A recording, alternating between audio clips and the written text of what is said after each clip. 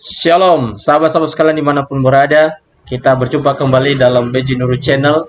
Sahabat-sahabat sekalian, dalam pertemuan kali ini kita akan mengadakan seri pelajaran selama 1 minggu atau 7 hari.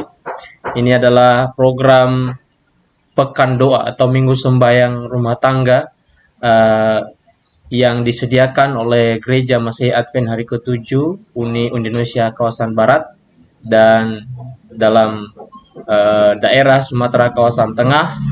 Dan sekarang kami dari Distrik Nia Selatan akan mengikuti program doa atau Pekan Doa Rumah Tangga ini atau Minggu Sembahyang Rumah Tangga ini mulai hari Minggu tanggal 8 Februari tahun 2024 sampai nanti hari Sabat yang akan datang ini. Sahabat-sahabat sekalian, topik kita pada hari ini adalah cintailah pasangan Anda. Ada seorang yang bernama Dr. Smiley Blanton dalam bukunya yaitu Love or Perish. Kutipan ini berkata, selama lebih dari 40 tahun saya berada di kantor saya mendengarkan orang-orang dari segala usia dan kalangan menyampaikan harapan dan kekhawatiran mereka. Ketika saya menoleh ke belakang selama tahun-tahun yang panjang itu, ada satu kebenaran yang muncul dalam benaknya Blanton ini, yaitu kebutuhan akan cinta kasih. Mereka tidak dapat bertahan tanpa cinta.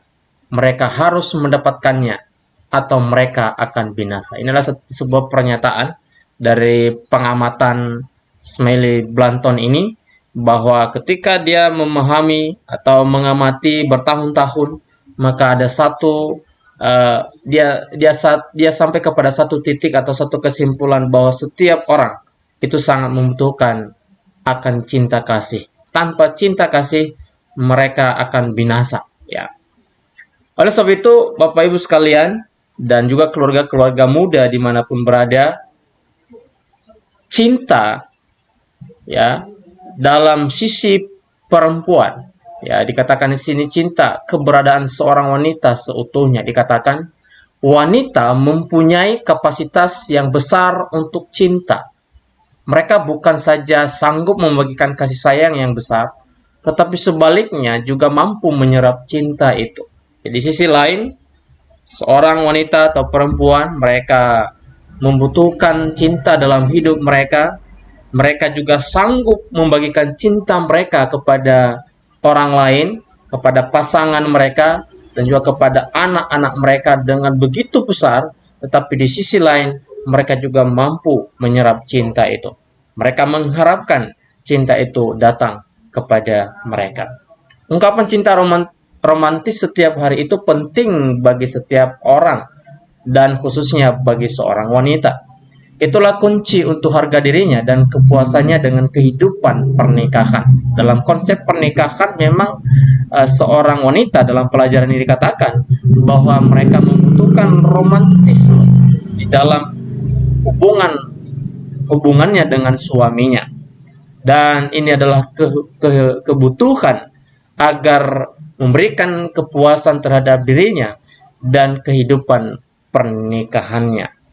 Sahabat-sahabat sekalian, dikatakan bagi pria memang ini agak berbeda, sebab bagi pria romantisme itu mungkin hanya sebagai bonus saja, ya, bukan hal yang utama, tetapi ya bukan sebuah keharusan.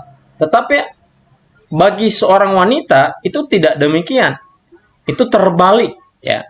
Dia rindu menjadi seorang wanita yang istimewa bagi suaminya, untuk dihibur, dihargai, dihormati, dan dicintai, dan itu dibungkus dalam sebuah romantisme atau romantis yang diidam-idamkan oleh setiap wanita atau sang istri. Rasa aman secara emosi adalah tujuan utama dalam kehidupan seorang wanita.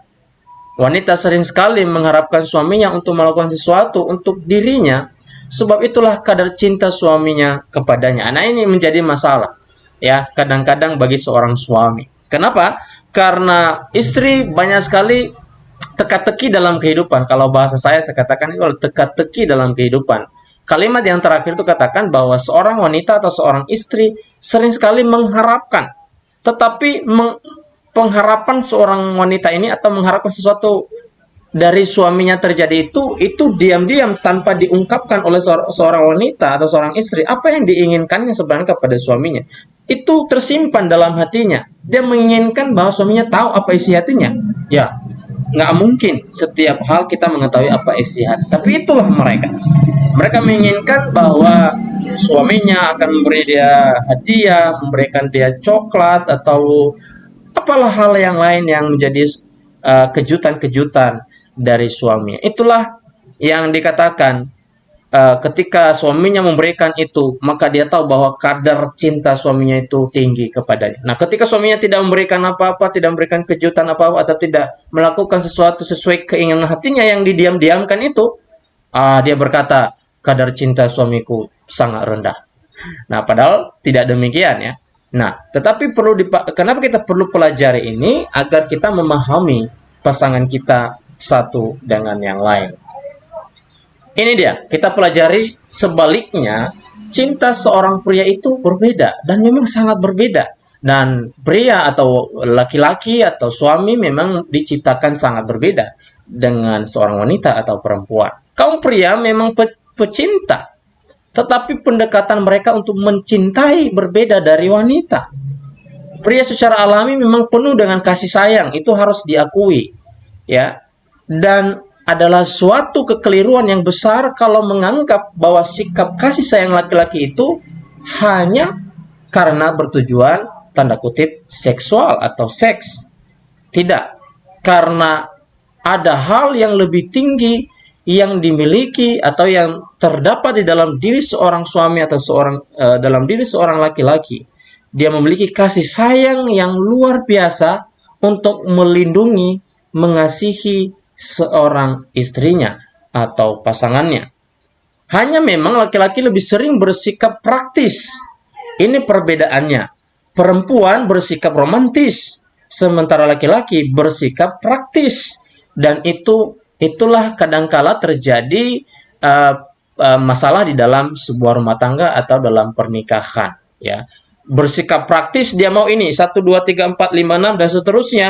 Dia mau melakukan hal itu secara sistematis dan tanpa ada embel-embel yang lain, tanpa ada kata-kata yang membuat hati seorang istri berbunga-bunga.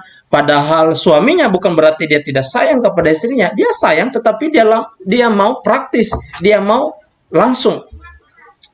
Tetapi istrinya kadang-kadang atau seorang pasangan yang demikian kadang-kadang tidak saling memahami, tidak saling menerima. Dan nanti dalam pelajaran di hari berikutnya kita akan belajar bagaimana cara kita memahami dan menerima pasangan kita masing-masing. Dalam hal ini kita sudah tahu sedikit antara seorang istri dan seorang suami, bagaimana perbedaan mereka untuk mengasihi. Apakah mereka tidak saling mencintai? Apakah istri tidak mencintai? Apakah suami tidak mencintai? Mereka sama-sama. Caranya yang berbeda. Ya, caranya yang berbeda. Saya baca sekali lagi kalimat yang terakhir dalam slide ini. Hanya memang laki-laki lebih sering bersikap praktis dan kurang romantis dalam menunjukkan cintanya kepada istrinya atau pasangannya. Jadi ketika kita belajar ini, kita memahami, ya, bukan merubah, tetapi kita memahami satu dengan yang lain. Cinta seorang pria itu berbeda. Kenapa? Pria katakan, saya mencari nafkah untuk istri dan anak-anak saya. Saya kalau contohnya mungkin diberikan kejutan kepada istrinya karena capek mencuci, ya mungkin selama ini istrinya mencuci pakai tangan, pakai brus, lalu dia karena sayang kepada istrinya, dia membelikan mesin cuci diam-diam, dia memberikan kepada istrinya. Lalu mungkin membeli sesuatu baju atau pakaian dan lain sebagainya, membantu mencuci piring. Ya, jangan salah, bagi seorang pria, bagi seorang laki-laki yang suka membantu di dalam rumah tangga, itulah romantis atau romantisme yang luar biasa yang bisa dia ungkapkan betapa dia mencintai istrinya.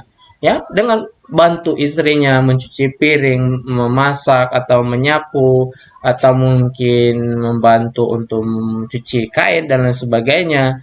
Jadi tanpa berkata-kata, ya, tanpa berkata-kata, tanpa harus menyampaikan puisi atau pantun kepada istrinya, nggak perlu, dia langsung ambil piring dicuci. Itulah romantisme bagi seorang laki-laki. Dengan kata lain, begitulah cara seorang pria mencintai pasangannya, ya, di dalam hubungan suami istri.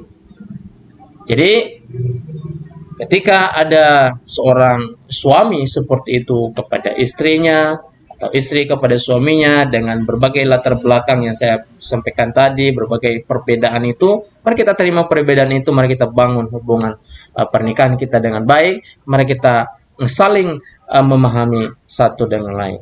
Dia ingin menjaga istrinya dari bahaya ataupun yang dapat mengancamnya, dan itu adalah bagian dari cinta kaum pria. Tidak peduli bagaimana kerasnya penampilan luar seorang laki-laki, di balik itu selalu ada kelembutan dan cinta. Perhatikan ini, hai para ibu, hai para wanita. Tidak peduli bagaimana kerasnya penampilan luar seorang laki-laki, mungkin sangar wajahnya, mungkin kalau kita bertemu dengan dia susah untuk tersenyum, tetapi lihatlah bahwa hatinya lembut untuk mengasihi, mencintai istrinya, mengasihi, mencintai pasangannya. Itulah perbedaannya antara pria dan wanita, antara suami dan istri. Meskipun sosok seorang laki-laki itu tidak seluruhnya terbuat dari cinta, namun dia tidak dapat hidup tanpa cinta. Memang, kalau kita lihat secara keseluruhan seorang laki-laki, kalau kita bicara tentang cinta, seolah-olah hanya sedikit bagian dari hidup laki-laki itu kelihatan ada cinta, ya, dalam tanda kutip romantisme. Tetapi ingatlah bahwa seorang laki-laki tidak bisa hidup tanpa cinta, tanpa tanpa istri, tanpa pasangan hidup yang saling menghargai dan mencintai. Cinta mendorong seorang laki-laki untuk bekerja, membuat rencana, berkorban, menabung, mengejar kemajuan, dan berusaha.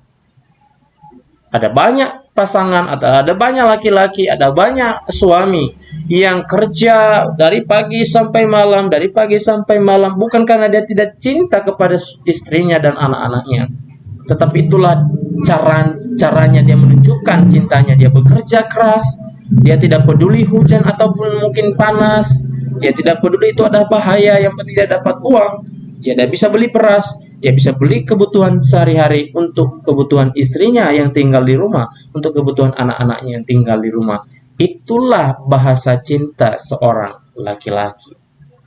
Adalah rencana cinta, maka dia meninggalkan masa lajangnya, membubuhi tanda tangannya di atas surat nikah, dan menerima tanggung jawab menyediakan kesejahteraan bagi istri dan anak-anaknya yang lahir kemudian. Itulah cinta yang bisa dibagikan, yang keluar dari diri seorang suami atau laki-laki.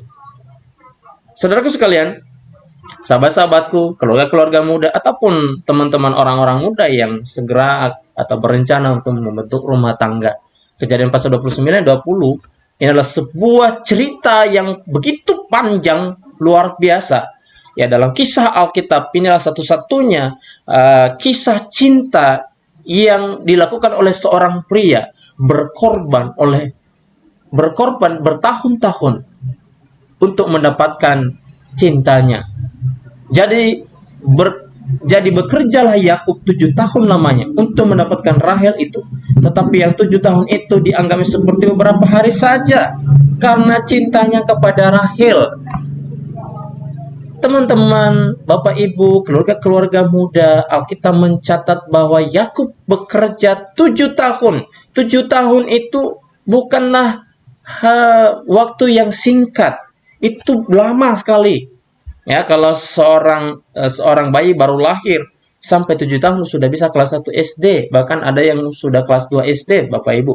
Tetapi dalam perasaan seorang Yakub, karena cintanya kepada Rahel, dia bekerja dan dia menganggap 7 tahun itu hanya berapa hari saja. Karena ada cinta yang dalam dirinya, sehingga dia tidak merasa capek Dia tidak merasa bahwa itu terlalu lama. Yang penting aku akan mendapatkan cintaku yang bernama Rahel. Itulah cinta seorang laki-laki. Asas cinta yang sejati. Cinta yang sejati meliputi sebuah komitmen. Cinta itu harus dewasa. Seorang pasangan, suami dan istri ketika membentuk rumah tangga, itu harus ada kedewasaan. Itulah sebabnya kita atau bahkan negara melarang pernikahan dini, pernikahan yang masih muda, karena itu bisa berubah-ubah. Sementara pasangan yang sudah dewasa, sudah berumur mungkin 25 ke atas, bisa saja terjadi masalah. Kenapa? Karena dangkalnya komitmen dalam pernikahan.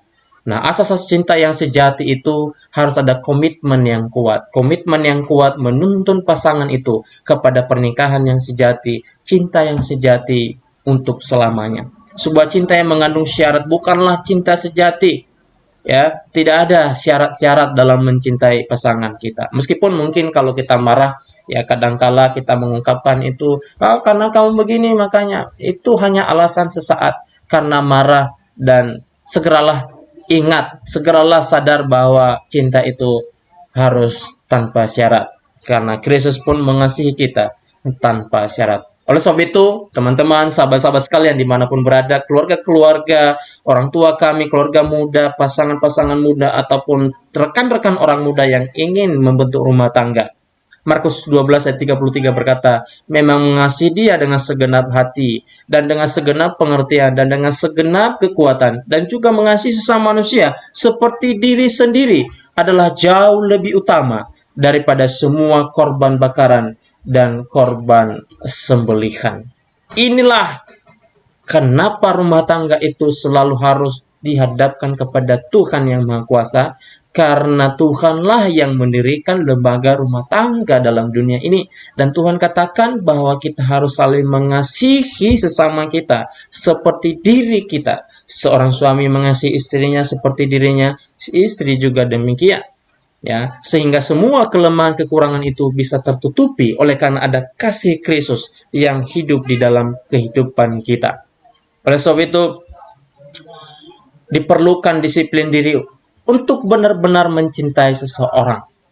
Bukan orang lain yang kita disiplinkan, bukan orang lain yang kita harapkan untuk mendisiplinkan dirinya, tetapi kita, suami, memerlukan disiplin diri, istri memerlukan disiplin diri. Dan ketika dua pasangan ini, ya, yaitu maksudnya ketika istri dan suami sama-sama mendisiplinkan diri masing-masing, maka terjadilah cinta yang tidak mementingkan diri.